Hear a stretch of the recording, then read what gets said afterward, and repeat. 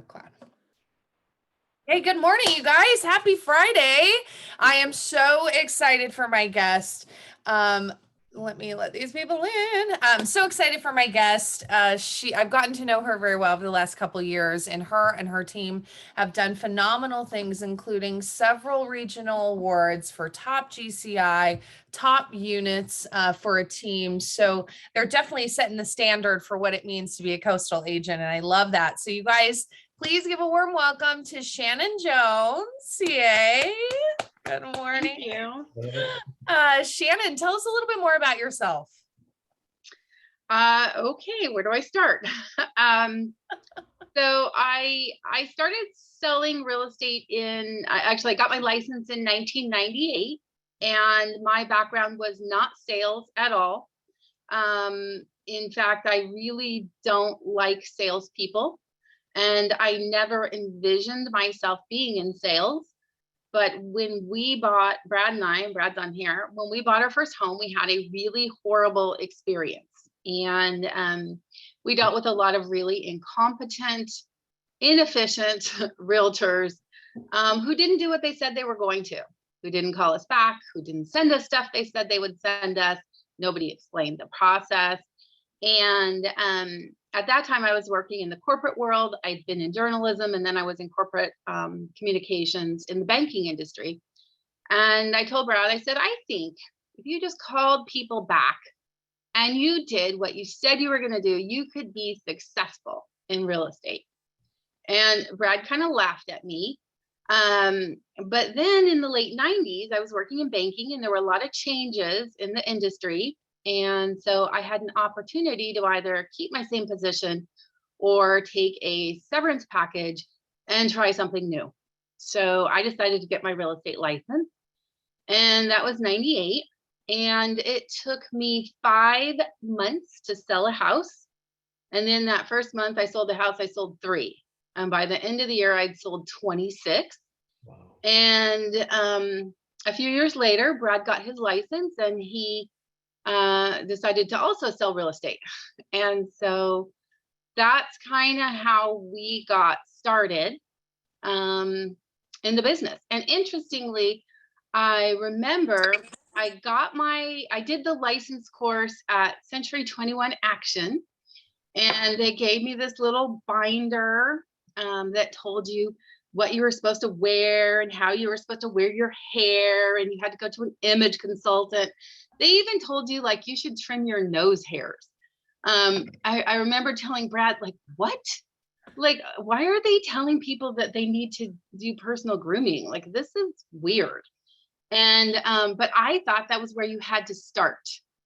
I came from an industry where you had to go on an interview, and then, you were applying for the job. I didn't realize that all of these real estate offices actually wanted new agents. I had no idea. So when I went to take the license cram course, one of the other agents, I asked her, I said, so are you starting at Century 21 Action too? And she's like, no. And I'm like, what? So then I went and I talked to a bunch of other different offices. And one of the offices I talked to, he said, so if you're not successful in real estate, what's your plan? And I said, well, I guess I'll go back to doing what I'm doing. I mean, I don't hate it. I just thought I'd try something different. And the interview continued. And then at the end, he said, I really question whether you'll make it in real estate. And I said, why is that? And he said, because that kind of tells me that you're not that driven. Well, later, when he went to recruit me a couple of years later, I remembered that comment, but I didn't go there. So anyways, that's how I got started. Shannon, I was going to ask you about that story, because one of the first couple times that you and I had a couple heart-to-hearts together, and you shared that perspective of when you start as a new agent, that there's having some type of fallback, or maybe you might be dual career, or have something that a different industry you came from, that there's this fallacy that you can't succeed. Right. So how did you, like, that was a great instance of when you kind of overcame, expectations for yourself. Like, how did you keep yourself motivated through that? Hearing someone who's a business professional saying, I don't think you're going to make it. Well, I honestly, I was very fortunate when I started because I had a nice severance package. So I had some money in the bank. And I also had a spouse who had a regular paycheck. Mm, So I had, I didn't have, sometimes when real estate agents have to make a sale, they get what's called commission breath. Like people can sort of sense when you are trying to, um, sell their house or sell them a house because you need it instead of because you're trying to help them. And so I think that when you look at what you're doing as providing a service to people instead of just selling, it shifts. But you're if you're fortunate enough to have a cushion, and I think it's really important when you start, if you can give yourself that space to not have to make an immediate sale, and not everybody can. But if you can do that, um, that's a real benefit. But for mhm, me, I think I I don't like to fail. And so maybe even on some level, what he did was to do me a favor because he made me think about what would happen if I failed. And really I wasn't sure that, real estate would take. Honestly, it was like my third career already. So I thought maybe I'll try this for a while. If I don't like it, I'll do something else. But obviously that was now 24 years ago, and I'm closer to retirement than starting another career. mhm. So Oh, I love that. Thank you for sharing. And you're talking about the fundamental parts of the industry that you guys going through that negative house buying experience and saying, what if we started a business where we called people back and we came of service and we gave them the things we promised them to give, and now your business is morphed into what it is today. Yeah, I love that. So tell me a little bit more. You have a team. Talk to me about your team structure. What does that look like? Who do you have? What are all the working pieces when it comes to all, helping and servicing your clients? okay. So our team has morphed a lot over the years. And we had grown to a team of 8. And then when, the real estate market took a downturn, we shrank with it. Um, and now we're really in the process of growing again. And shameless plug, but we do have some positions that we are filling right now. So maybe if Brad is there, Brad, can you post the links in the chat? I'm here. Ah, okay. Can you post the positions in the is that okay, Hallie? Of course. Yeah, yeah, yeah. Okay. All That's fine. right. I'm put you on the spot. What are you gonna do? Say no, right? Um, anyway, but Brad will post them. But let me tell you who we have on our team now and who we're looking for. So Brad and I are partners. It is the Shannon Jones team because I was already doing it and we already had kind of a brand built up. But we are partners. And my role, I primarily handle listings. Occasionally I work with the buyer, but very occasionally. And I oversee the direction of our marketing. Brad oversees the buyer side of our business and works very closely with our operations manager, David Etheridge. David right now is remote. He's in Florida. And so we have an open position that will be reporting to David, and that is an administrative assistant slash listing coordinator. And so they'll work very closely with David and then also with our marketing manager, Rachel, and she's awesome, very talented. So we're very fortunate. David and Rachel are both amazing at what they do. And then we have a virtual assistant who's an ISA in the Philippines, who's also fabulous. Her name is Ria. And then we have two great agents on our team, Julie Folsick, who many of you may know, and then Casey McLaughlin. So the other position that we're looking for, and yeah, Brad's got it there, is an additional sales agent. And so we'd like to build that. And what we're looking for in that role is somebody who is great at connecting with people and really wants to come in and sell a lot of houses. So that's our team. I love that. It's really interesting how you guys work. It's very disciplined, coming in the morning. You guys have a great routine. Kind of explain what that looks like a day in Shannon Jones' world. Yeah. So I've got weird sun coming in. I'm going to shut my blinds a little bit here. Hold on. Let's see if that helps. It's creating this really pretty rainbow effect. Yeah, I know. It's a little distracting though. So let's see if I can fix that. You're just fine. Here you go. But yeah, explain kind of what a day looks like for you guys. What type of lead generation do you do? How many hours do you do it a day? Yeah, so some of it varies. But I have kind of a routine. First thing I do, I check my emails, I check social media to see if there's any messages, because I'll get messages from clients. We're interested in buying, we're interested in selling. I have a friend for you who needs to buy or sell. So I definitely I'm on social media for that as well. And then I check the MLS. Are there any new listings that I should be aware of?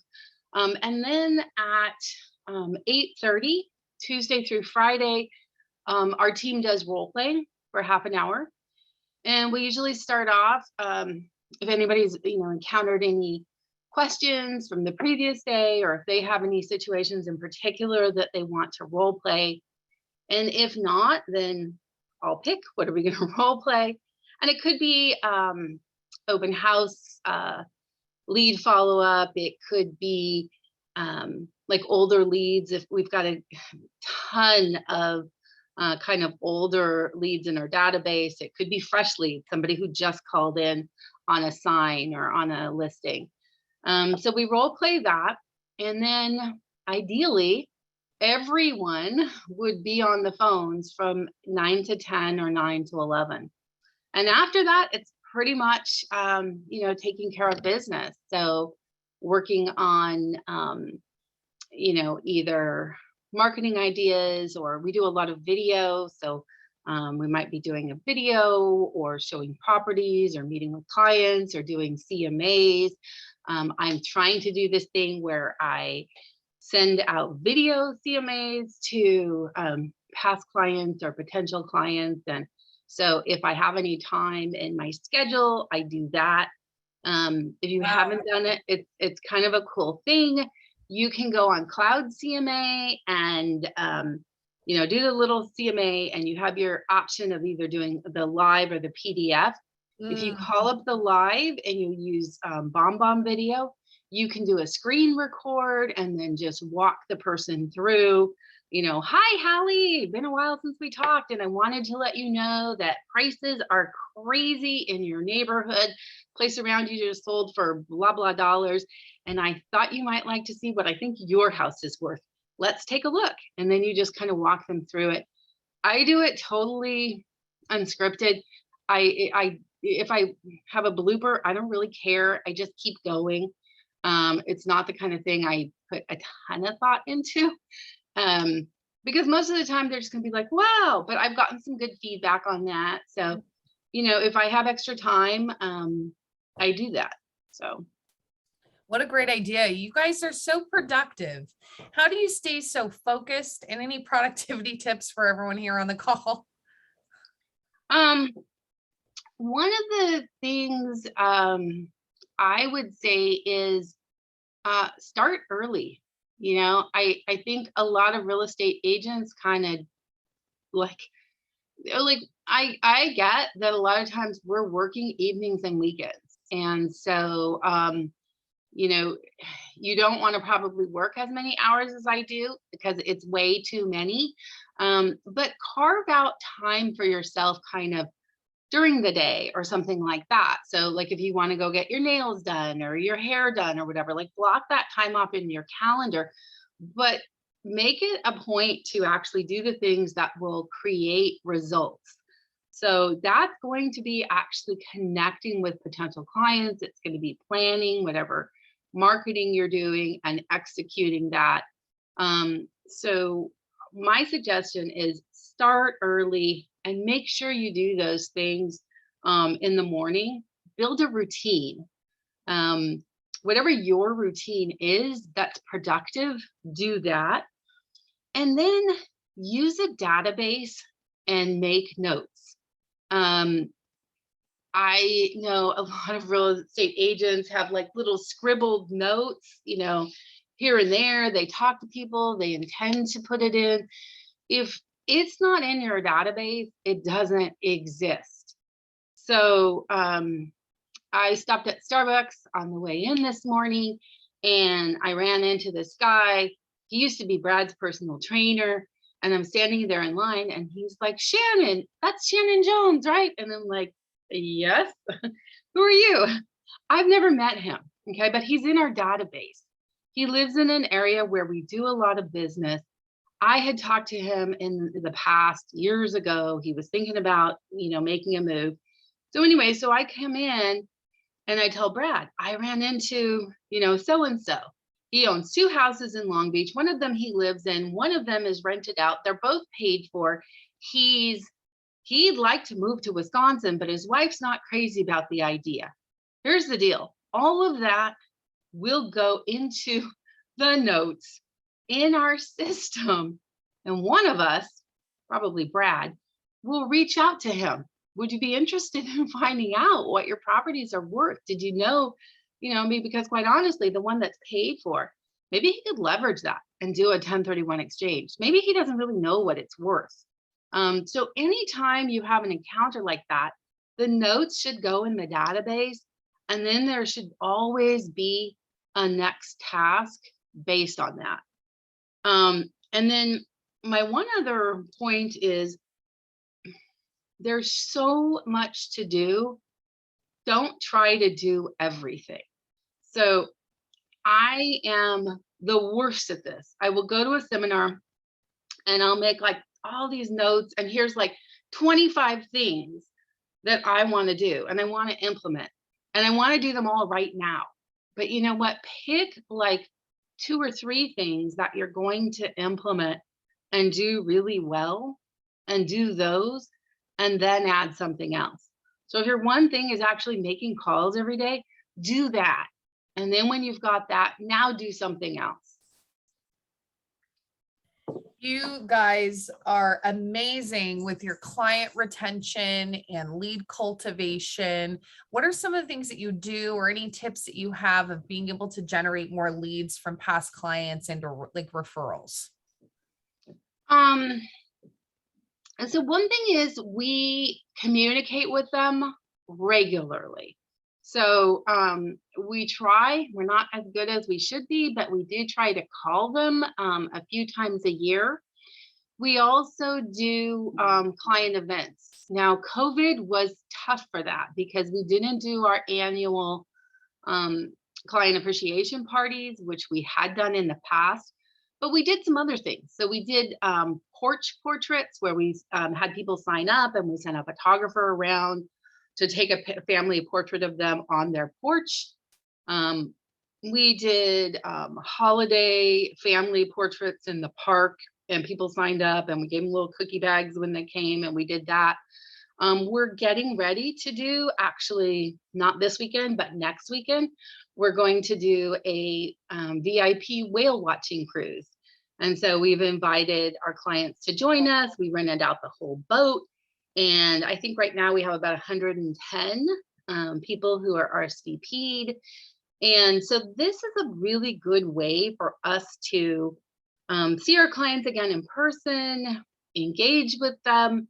And here's the thing, if they come or they don't come, we still get some value out of the interaction with them because we're sending them the invitation. We're then sending them a follow-up to the invitation. Then we're calling and saying, hey, did you get the invitation? We sure would love it if you could join us. And we're not asking them for anything. That's something that we're providing to them. They're going to show up, and we've got, I'm kind of into these. We've got these cute little team sunglasses. See, they've got our logo on them. So everybody will get sunglasses with our logo on them. And that was Casey's idea. So go Casey. And we've got these little whale shaped cookies. So we do that. And then we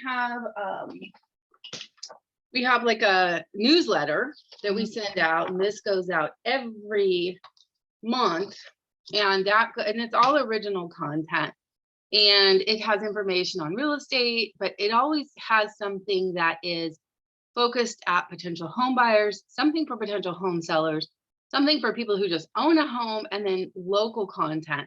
And it's all original content. And that goes out to our past clients. It also goes out to potential clients.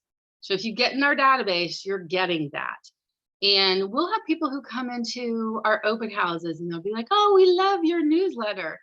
So we do find that they're getting value out of that. We do a lot on social media. And so we try to, we follow our clients on social media as well. So if somebody gets married, or they have a baby, or they get a new job or something, we send them a card to say congratulations.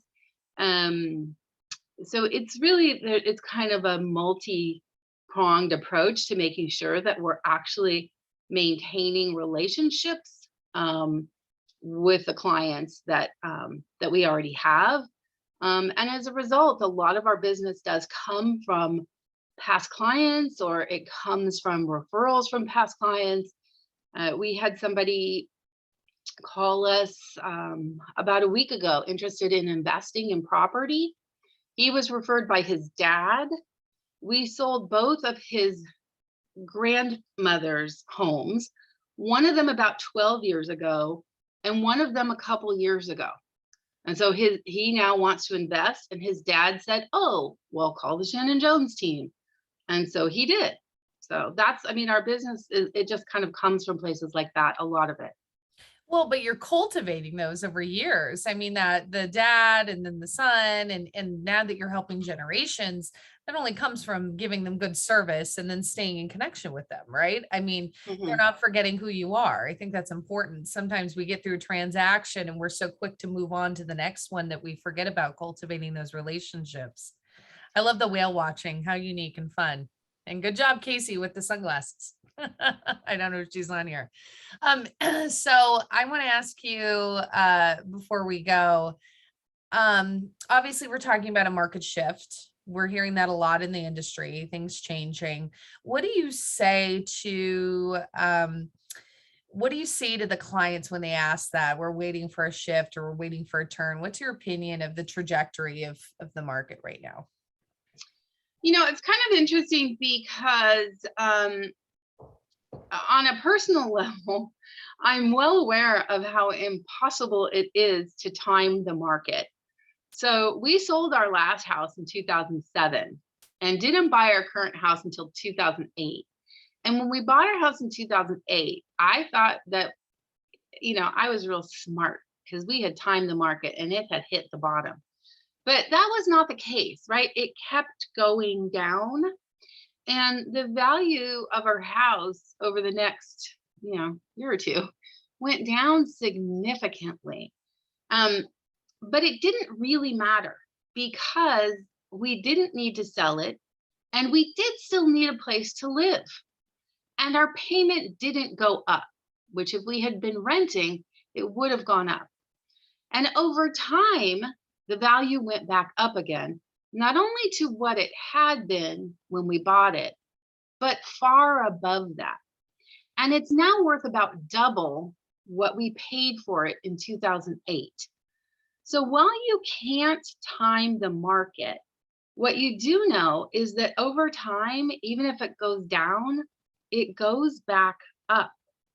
So if you're planning to buy a house and just stay there for a year or two, then yeah, you need to be pretty cautious. But if your window of time is 5 years or 7 years or longer, then the thing to really focus on is, can you afford the payments now? And can you see yourself living there? And what's the alternative? So I think if you look and you go back, like if you look at the pricing graph and you see like, okay, here's what happened, and then here's what happened. And what I tell people is, so here's the deal. Most economists are predicting that prices are going to continue going up for a while. So a year, 2 years, 3 years. And at some point, yes, will they correct? Probably. That's what history says, that they'll correct. But when they correct, when prices go down, will they go down to where they are right now? And that's the thing. If you wait for them to go down, but they don't go down to where they are right now, then you've completely missed the opportunity and you've locked yourself into being a renter forever. And now all you're doing is building up your landlord's equity forever instead of creating an opportunity for wealth for yourself. That's literally a soundbite. We need to cut that. You need to play it over and over again. You can tell you've had that conversation a lot. And I think you brought up a lot of really good points because it's something, especially when you're starting out in the industry. I mean, we have a lot of seasoned people on the call as well, but you're always so scared for people to ask those questions. And I think that you made it very approachable. You made it understandable. Again, it was really relate. Yeah, I love that. Yeah, I could love it when people ask those questions. And one thing that I want to say is, and we were talking about this on our team role play yesterday. And what I was telling them is, we sell houses, but houses is not the real, that's not really the commodity that we have. The commodity that we really offer to our clients is our experience and our time. Mm. And if you are wasting your time on people who aren't ever going to listen to you, who aren't ever going to do something, then you're not going to be connecting and helping the people who you could help. And so if you're talking to people and they say, well, I think we're going to wait, and you share with them information about why maybe that might not be the best option for them, and they still want to wait, then they are not buyers in this market. Mm-hmm. Because this market takes an extremely high level of motivation for a buyer to be successful. You got to be willing to roll up your sleeves and offer what looks like probably a higher price than the market value really ought to be. You've got to be willing to, shrink your contingencies. You've got to act quickly and decisively. And so if somebody has a lukewarm level of motivation, then they're not really going, you're not going to be able to help them. Oh, that's great. Again, I'm going to play this sound clip over and over again to everybody when they ask about this. I love it, Shannon.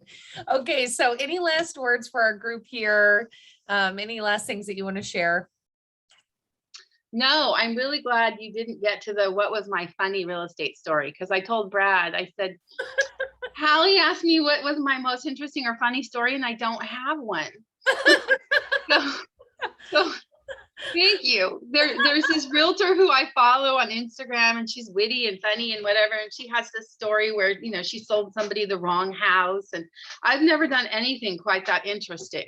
So anyways, thanks. Well, I didn't get to 20 some years without having interesting. Well, I always think those stories too are always funny after the fact. Most of them aren't really that funny when you're going through them. So it's funny or interesting, right? I love that, you guys. This is pure gold. I can't wait to go back and watch the recording. Shannon, thank you so much Brad and your team. You guys are on here. I love to see you supporting your girl. Thanks, Shannon, so much for spending Friday with us. You guys reach out if you're interested in growing your business with Shannon and her team. Reach out to me. I can put you in contact with them. But otherwise, have a good, productive Friday. Have a good weekend. Now is the time for us to focus on those lead gen activities and get those open houses and go on those appointments. So have a good rest of your week. Thanks again, Shannon. Thanks, Hallie. Bye-bye.